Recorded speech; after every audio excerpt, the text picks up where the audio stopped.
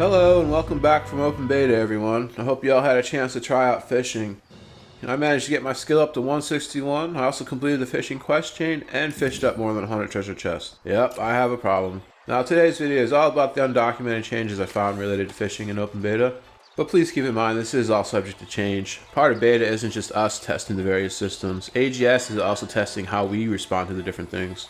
Change number 1, fishing in hotspots before discovering them. Yep, they patched it. You can no longer fish in a hotspot before discovering them. This puts more of an emphasis on leveling your skill to make the most out of fishing. As I said previously, the order that they unlocked is predetermined. You don't get to choose the hotspots you unlock. And I don't have a full order in which they unlock. There's just not enough time to create this during closed or open beta. I do know the first of each tier unlocks in Windward, which makes sense since that's where the fishing quest chain also starts. You can find the first 1-star one at the lake outside of Windward Settlement, next to the dock without the quest chain starter Michael Shields on it. And the first rare one is in the salt water to the east of the settlement, near the border of Reekwater. And the first secret hotspot is going to be at Fisherman's Bend on the far west side of Windward, along the border of Monarch's Bluffs. Change number 2, secret hotspot Rarity Threshold. Now this one was a little bit of a shocker to me, but you can now catch uncommon fish in secret hotspots.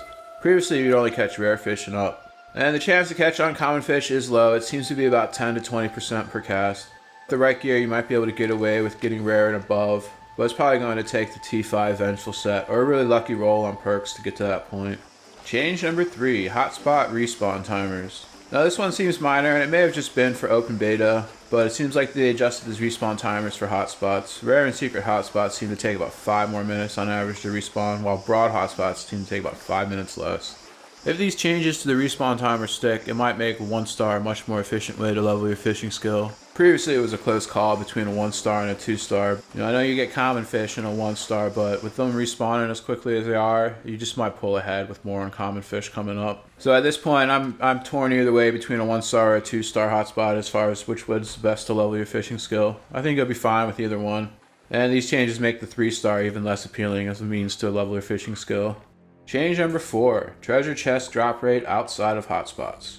You can now seem to catch treasure chests a little bit easier outside of hotspots.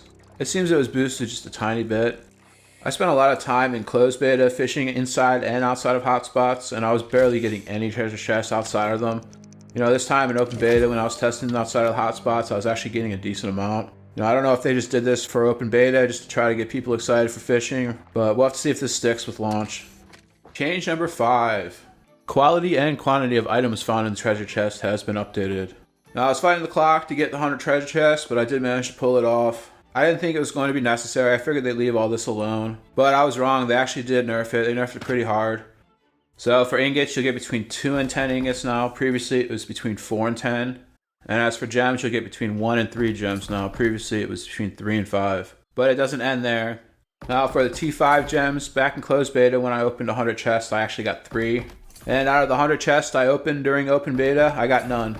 No T5 gems. So either they were removed or the drop rate is below 1% now. As for T4 gems, back in closed beta I got 26 after opening 100. This time when I opened them I only got 12, so I'm figuring the drop rate's somewhere between 10 and 15%.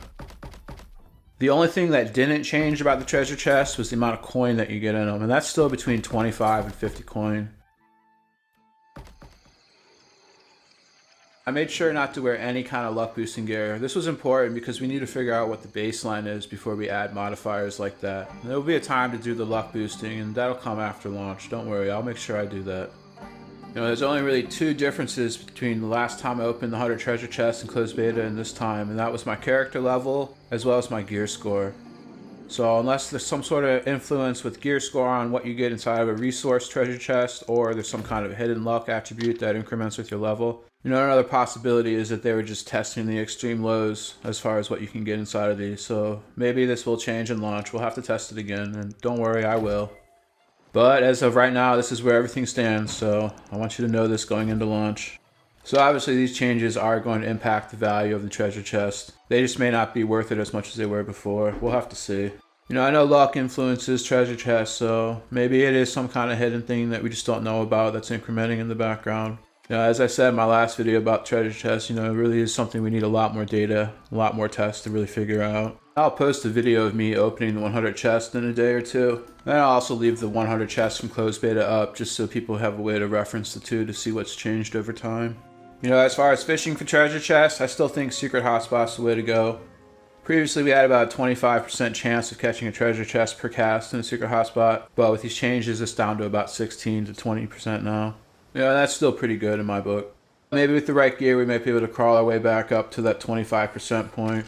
Unfortunately, the best fishing gear requires you to be level 60, and I just could not get there in closed beta or open beta. So that's all uncharted territory for me at this point. Change number 6. Fishing quest chain bugs. During closed beta, there were a lot of bugs with the fishing quest chain. This was really why I was hesitant about creating a video guide through them. But it looks like they fixed most of them. During my playthrough in open beta, I only really ran into one bug. And that was with the final quest, where you had to hit 100 fishing skill. I actually had to hit 101 for it to complete. This was an issue in closed beta, and I reported it to them back then, but maybe they just didn't get to it yet. And there was also a minor text issue with one of the tooltips for quest number 11. It was telling you the wrong person and region, but the map marker was in the correct location. Also, one of the bugs they fixed ended up creating an exploit in process. I'm not going to go into specifics in this video, but I made sure to let them know. I'll report back on if they fix it or not when the game launches. Change number 7. Updates to the quest rewards. You really gotta save the best one for last, and I really feel that this made it. They gave the quest rewards some much needed love. In closed beta, most of them were lackluster and just felt incomplete. Especially the fishing pole rewards. But they heard our woes and they came through. The legendary pole actually feels legendary now. Obviously, legendary poles are finally at a place where you can call them, the best pole in the game. And I was actually able to salvage my legendary pole. I don't think that should be possible considering you can't replace it. And if you're wondering, I only got 12 repair parts for salvaging the pole. Another thing that I noticed with the legendary poles is that they took the art from the dropped ones and made them the legendary poles, so I don't even know if you can get dropped ones anymore. We'll have to figure that out. I didn't get a chance to test that. My only other concern with the legendary poles is that the stats appear to be different on each one. I don't want someone to feel like they have to re-roll their character if they got the wrong pole. So I don't know, maybe there's a way that they can either normalize it or create a way for people to be able to get the other ones or exchange one they have for a different one.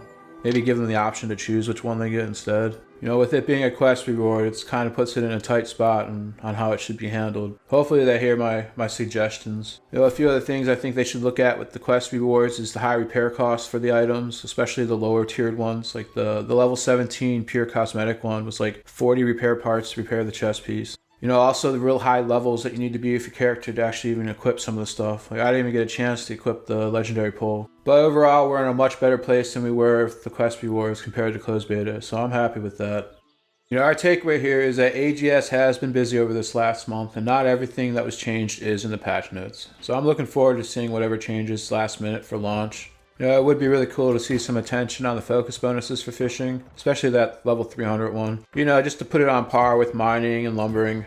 I was also able to confirm during open beta some of the things we still had question marks about from closed beta. You can catch legendary fish in both water types in each region. I was also able to confirm the counts of fish in hotspots is a fixed number and not a range. I went ahead and updated the cheat sheet with all this new information as well as the website. If you don't have my fishing cheat sheet yet, you can find the link in the description. And that'll do it for this one. Thanks for watching. I'll see you next time.